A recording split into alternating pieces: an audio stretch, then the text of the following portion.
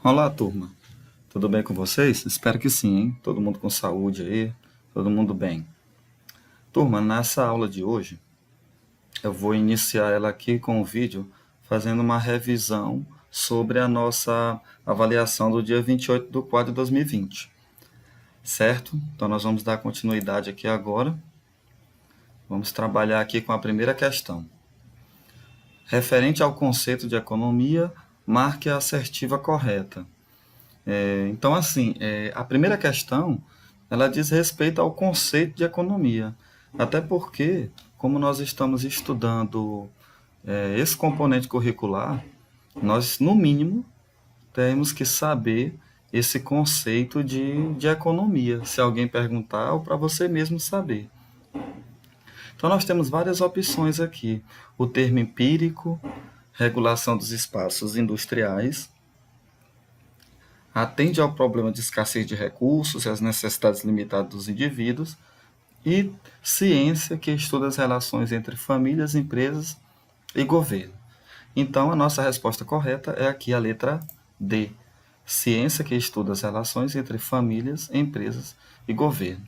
Assim como nós observamos, nesse conceito de economia, nós podemos observar que dentro do que nós estudamos até mesmo em sala de aula, que a parte conceitual ainda estava com vocês em sala de aula ainda, ela vem mesmo abordando essas relações familiares da família com a empresa e também englobando aí o governo, porque tem tudo a ver aí a nossa economia com o governo, empresas e nós que fazemos parte da família. Justamente agora nessa pandemia, vocês estão observando aí que as empresas elas estão tendo que fazer ou acordo para redução de valores ou demissão de algumas pessoas. Por quê? Justamente porque o governo ele está pedindo para que essas pessoas trabalhem menos. Mas não porque o governo quer, mas sim para evitar uma crise de saúde em global, digamos assim, em sentido de globalização. Tá? Então tá aí a nossa primeira questão da, da nossa avaliação passada. Letra D. Referente aqui à segunda questão, está perguntando qual a preocupação central da economia. Com que a economia se preocupa? Então, se eu já sei o conceito, eu vou ter uma base para saber qual é essa preocupação que a economia tem, com o que ela se preocupa nesse sentido. Então, nós temos aqui analisar o desenvolvimento. Só se ela se preocupa com essa análise de desenvolvimento, ou ela se preocupa com a análise da produção de bens e da distribuição da renda, ou é analisar a produção de bens e a distribuição de fomento, ou nenhuma dessas alternativas. Então, nós temos aqui, como alternativa correta, a economia ela tem uma grande preocupação, que é analisar essa produção que está acontecendo no país, ou no município, ou no estado, a nível de mundo, né, dependendo da situação, a produção de bens e a distribuição da renda. Então, a resposta correta é essa letra B. A questão número 3. Um sistema de trocas diretas de mercadorias por mercadorias de, de por serviços, por exemplo, de serviços por serviços, é denominado de quê? Então aqui nós estamos falando de sistema de troca. Mercadoria por mercadoria, de mercadoria por serviço ou de serviços por serviços. Então nós observamos aqui que estamos falando sempre de uma troca. E eu trabalhei com vocês ainda em sala de aula sobre essa questão, que o processo de troca, na antiguidade, nós chamávamos de escambo. Não sei se vocês lembram, que é justamente a troca. Foi até no mesmo dia que eu falei também da questão do salário, né, que a troca, o escambo, era feito através da troca de sal por alguns outros instrumentos, um bode, um saco de arroz, alguma outra coisa. Então era feita essa troca dessa forma. Então, aqui, como nós estamos falando de troca, e tanto de serviço como de mercadorias, então nós estamos aqui falando do escambo. Essa é a resposta correta, letra C, da questão 3. Questão 4. Referente à capacidade empresarial, marque a opção que tem ligação com essa capacidade. Então, nós temos aqui a técnica de produção, pessoas dispostas a empreender, monetária e a física, florestas, minas e outros produtos. Se nós prestarmos bastante atenção, turma, nessa pergunta, fala sobre a capacidade empresarial. E o que seria essa capacidade empresarial? A capacidade empresarial, ela tem ligação com o quê? Nós podemos entender que a empresa, a capacidade dela é medida não pelos equipamentos, não pelo poder aquisitivo que essa empresa tem, certo? Mas quem faz as empresas terem uma capacidade de alavancagem, de trabalho, de fazer construção, produção, são as pessoas. Então, nós temos aqui, na letra B, pessoas dispostas a empreender. Então, essa daqui é a questão correta. Porque de nada adianta a empresa ter dinheiro, ter equipamento e não ter pessoas para trabalhar. Por mais que hoje as empresas trabalhem com equipamentos sofisticados que elas atuam de forma automática, mas mesmo assim ainda tem que ter ainda aquela mão de obra de pessoas ali dentro para alguns trabalhos. Então, por isso, essa capacidade empresarial, quem alavanca ela são as pessoas. Questão número 5.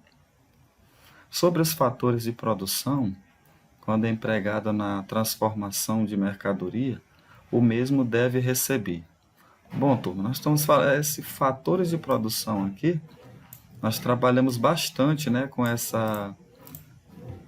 essa informação dentro de sala de aula. Ainda também, quando estávamos ainda em sala de aula de modo presencial.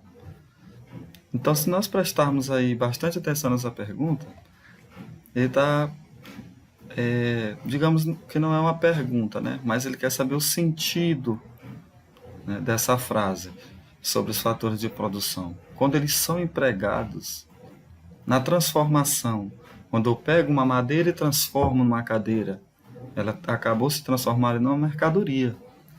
Então, o mesmo deve receber o quê por isso? Quando eu trabalho, pego uma madeira, algo bruto, e transformo num móvel, eu quero ser recompensado por isso. Então, para ser recompensado por isso, eu vou precisar não somente de atenção, não somente de produzir, não somente de aplicar esse produto no mercado, mas eu vou precisar de remuneração para custear tudo aquilo que eu precisei para transformar aquela matéria-prima num objeto. Então, nós temos aqui, na questão número 5, a letra D, remuneração. A questão número 6 é uma questão mais conceitual, para aquela leitura que nós fizemos. Nós fizemos até um trabalho para levar para casa, depois trazer tudo. A turma, a maioria dos componentes dos colegas aí fizeram, Foi bem legal esse trabalho, trouxe até para corrigir, depois entreguei para vocês, mas foi muito bom esse trabalho. Então, aqui, eu creio que vocês não erraram essa questão. O Copom nada mais é do que um órgão decisório da política monetária do Banco Central. Então, para quem não lembrava, agora tem esse conceito aí para você fixar. Órgão que decide dentro da política monetária lá no Banco Central. Então, a questão correta é Aliás, a letra correta é a letra A. Vamos aqui para a próxima questão. Nós temos aqui a 7ª questão. Esse daqui também foi um trabalho que vocês levaram para casa. Aí nós temos 2, né? Nós vamos trabalhar aqui só com um. Sobre o fluxo monetário, é correto afirmar que é o 7º. Local que as unidades familiares ofertam seus recursos disponíveis. É isso? Fluxo monetário é uma empresa? Letra B. É a remuneração dos fatores de produção? Não é remuneração dos fatores de produção? Ou nenhuma dessas alternativas está correta? Então, o que é esse fluxo monetário? Bom, como nós estudamos em sala de aula, nós aprendemos que o fluxo monetário nada mais é do que a remuneração dos fatores de produção. Letra B. Ou seja, o dinheiro que você recebe por produzir alguma coisa. É bem parecida com aquela questão anterior. Questão número 8. É correto afirmar que bens? Então eu quero saber aí o que é um bem. O que são bens? O que é esse bem aqui? Representa o fator de produção? Representa algo material? Representa escambo? É uma troca isso? Representa um modelo econômico? Então o que seria aí um bem, ou os bens no plural? Então, como nós vimos também sobre esse conceito, o bem nada mais é do que uma representação de algo material. Foi isso que... E existem outros tipos de bens, mas dentro desse contexto, dessa pergunta, ele não é um escambo, ele não é um modelo econômico, ele não representa os fatores de produção, tá? Ele representa algo material. Certo, turma? Na nossa 9ª questão, temos aqui, empreendedor é aquele que faz o quê? O que é empreendedor?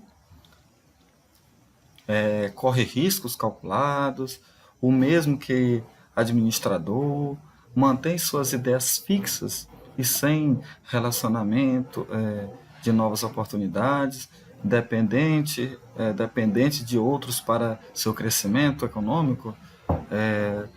Então, empreendedor, turma, é aquele que corre riscos calculados. Letra A. Ele sempre vai correr um risco, mas é um risco que ele está dentro ali daquela margem de erro ou de acerto para que ele não faça algo tão discrepante em primeiro momento, tá? Então, vamos agora para a questão número 10. A questão 10, com relação aos recursos ou fatores de produção, mais uma vez, assinale a única correta. Então, nós temos aqui: a partir da escassez dos recursos, somos obrigados a formular escolhas como o que é e quanto, como e para quem produzir. O problema de escassez dos recursos é o conceito de custos de oportunidade, demonstram quanto gastamos em cada atividade que realizamos. Letra C. Devido ao problema de escassez, o estudo da economia tem por objetivo formular equações que busquem tornar os recursos abundantes. Letra D. Como os recursos são abundantes, os agentes econômicos podem produzir diferentes bens na quantidade que desejarem. Então, com relação aos nossos recursos de fator de produção, nós vamos assinalar a única que está correta. Então, turma, dessas aqui que nós lemos, a única que está correta é a letra A, que fala: a partir da escassez dos recursos, somos obrigados a formular escolhas como o que e quanto, como e para quem produzir. É o que está acontecendo agora nessa pandemia. As empresas que fabricam álcool gel e as empresas que fabricam máscaras, elas deram prioridade de suas vendas para locais que trabalham com enfermagem, clínicas, hospitais. e, e outros locais que necessitam, como farmácia também. Então, essas foram as prioridades no momento. Então, por quê? Porque existia uma escassez de recursos nesse momento. Depois que esses locais que atende de forma macro as pessoas, aí sim houve uma disseminação também para os outros locais menores e uma potencialidade de fabricação de álcool gel com uma maior proporcionalidade, porque a demanda está muito maior, tá bom? Então, turma, questão 10, letra A. Após, né, você ter marcado todas as suas opções, o aluno, né, foi orientado a clicar no botão enviar. Depois que clica no botão enviar, aparece essa tela onde tem a opção ver pontuação. Então, depois que o aluno clica na opção ver pontuação, então quer dizer que esse aluno agora de 10 questões acertou 10. Por aqui nós vamos finalizar a nossa revisão. E nós temos, depois dessa revisão aqui, um outro vídeo que vai falar para vocês, turma, sobre inflação, tá? Então, nós vamos fazer essa revisão e nesse vídeo da inflação, nós vamos estar falando aqui, ó, da nossa unidade 3, a primeira folha da unidade 3, sobre esse tema, a economia e os negócios no século XX, e vamos ler aqui a inflação dos anos 70. Primeiro vocês vão primeiro vocês vão assistir o vídeo. Depois que vocês terminarem de assistir o vídeo, vocês vão ler esse texto, que vai falar da inflação de 1970. Porque quando vocês aprenderem o que é inflação, e vocês vierem para cá para estudar no material, vocês vão vir já com a mente já bem trabalhada para essa questão do conceito, e eu digo o que é de verdade a inflação, certo? Então vocês vão ler essa unidade 3 até aqui esse assunto, até chegar aqui no final, nesse parágrafo, certo? O discurso globalizador vai ser o assunto da nossa próxima aula. Tudo bem? Então, por aqui nós vamos finalizar aqui a nossa aula de hoje, essa explicação, e eu gostaria muito que vocês olhassem agora, vissem aí o nosso vídeo. Tá? Então, boa noite a todos.